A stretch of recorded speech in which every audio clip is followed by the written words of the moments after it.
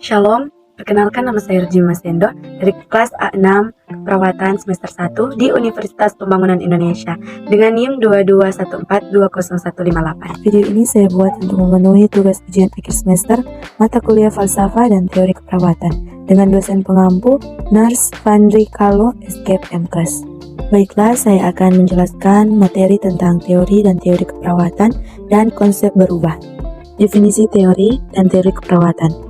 Teori adalah hubungan beberapa konsep atau suatu kerangka, konsep atau definisi yang memberikan suatu pandangan sistematis terhadap gejala-gejala atau fenomena-fenomena dengan menentukan hubungan spesifik antara konsep-konsep tersebut.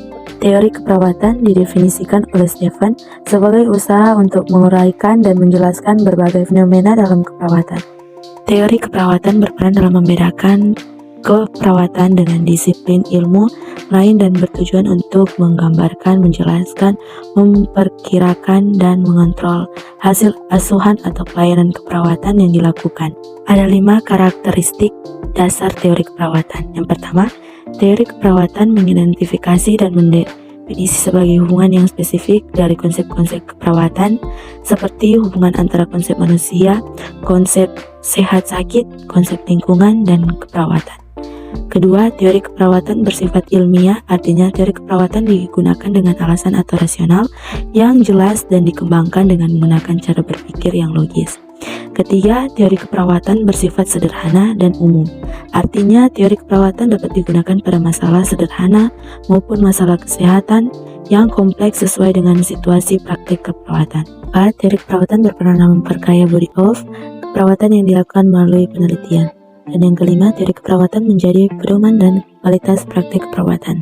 Berubah dan perubahan dalam keperawatan. Berubah adalah bagian dari kehidupan setiap orang. Berubah adalah cara seseorang bertumbuh, berkembang, dan beradaptasi. Berubah dalam positif atau negatif, terencana atau tidak terencana. Perubahan adalah proses membuat sesuatu yang berbeda dari sebelumnya. Perubahan tidak selalu merupakan hasil pengambilan keputusan rasional. Perubahan biasanya terjadi sebagai respon terhadap 3 aktivitas yang berbeda, yaitu pertama, perubahan spontan. Perubahan spontan juga disebut perubahan yang reaktif atau tidak direncanakan.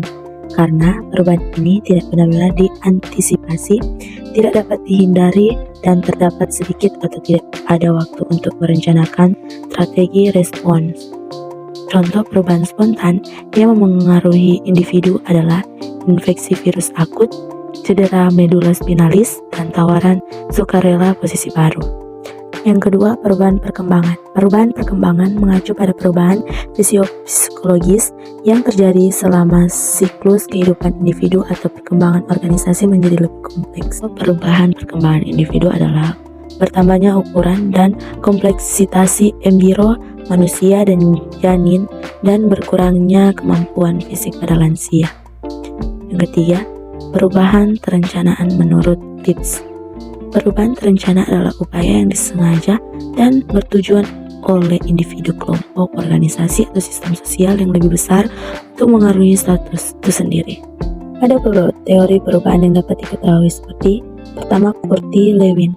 Perubahan menurut pandangan Curti-Lewin, seseorang yang akan mengadakan suatu harus memiliki konsep tentang perubahan yang tercantum dalam tahap proses perubahan agar proses perubahan tersebut menjadi terarah dan mencapai tujuan yang ada. Tahap tersebut antara lain, pertama, tahap pencairan. Pada tahap awal ini, yang dapat dilakukan bagi seseorang yang mau mengadakan proses perubahan adalah harus memiliki motivasi yang kuat untuk merubah dari keadaan semula dengan merubah terhadap keseimbangan yang ada. Kedua, tahap bergerak. Pada tahap ini sudah dimulai adanya suatu pergerakan ke arah suatu yang baru atau perkembangan terbaru. Ketiga, tahap pembekuan. Tahap ini merupakan tahap pembekuan di mana seorang yang mengadakan perubahan kelak mencapai tingkat atau tahapan yang baru dengan keseimbangan yang baru. Teori perubahan yang kedua menurut Rogers E. Menurut Rogers E, untuk mendadakan suatu perubahan perlu ada beberapa antara lain. Pertama, tahap awareness. Tahap ini merupakan tahap awal yang mempunyai arti bahwa dalam mengadakan perubahan diperlukan adanya kesadaran untuk merubah. Apabila tidak ada kesadaran untuk berubah, maka tidak mungkin tercipta suatu perubahan. Kedua, tahap interest. Tahap yang kedua dalam mengadakan perubahan harus timbul perasaan minat terhadap perubahan yang selalu memperhatikan terhadap sesuatu yang baru dari perubahan yang dikenal. Tiga, tahap evaluasi. Tahap ini terjadi penilaian terhadap suatu yang baru agar tidak terjadi hambatan yang akan ditemukan setelah mengadakan perubahan. Keempat, tahap trial. Tahap ini merupakan tahap uji coba terhadap sesuatu yang baru atau hasil perubahan dengan harapan sesuatu yang baru dapat diketahui hasilnya sesuai dengan kondisi atau situasi yang ada, memudahkan untuk diterima oleh lingkungan. Dan kelima, tahap adopsi.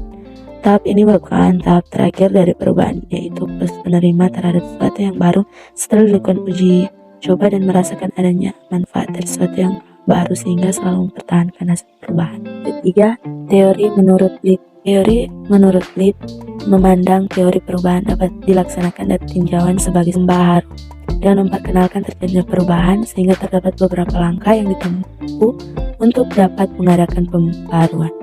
Langkah yang dimaksud adalah: pertama, menentukan diagnosa terlebih dahulu masalah yang ada. Kedua, mengadakan pengkajian terhadap motivasi perubahan serta kemampuan perubahan. Ketiga, melakukan pengkajian berupa terhadap hasil atau manfaat dari suatu perubahan. Keempat, menetapkan tujuan perubahan yang dilaksanakan berdasarkan langkah yang ditempuh. Nah, kelima, menetapkan peran dari pembaharuan sebagai pendidik, penelitian, atau pemimpin dalam pembaharuan. 6. Mempertahankan dari hasil perubahan yang dicapainya. Dan ketujuh, melakukan penghentian bantuan secara bertahap dengan harapan peran dan tanggung jawab dapat tercapai secara bertahap. Video presentasi saya mengajak teman-teman sekalian untuk dapat bergabung dalam Universitas Pembangunan Indonesia Manado. Tentunya sudah berakreditasi baik. Di dalamnya ada 6 fakultas, yaitu Fakultas Keperawatan, Fakultas Hukum, Fakultas Sastra, Fakultas Teknik, Fakultas Ilmu Sosial dan Politik, serta Fakultas Pertanian. Dan untuk info lebih lanjut, silakan klik link kampus di bawah ini. Sekian video ini dibuat. Terima kasih, dan apabila ada salah kata di video ini, mohon dimaafkan. Shalom.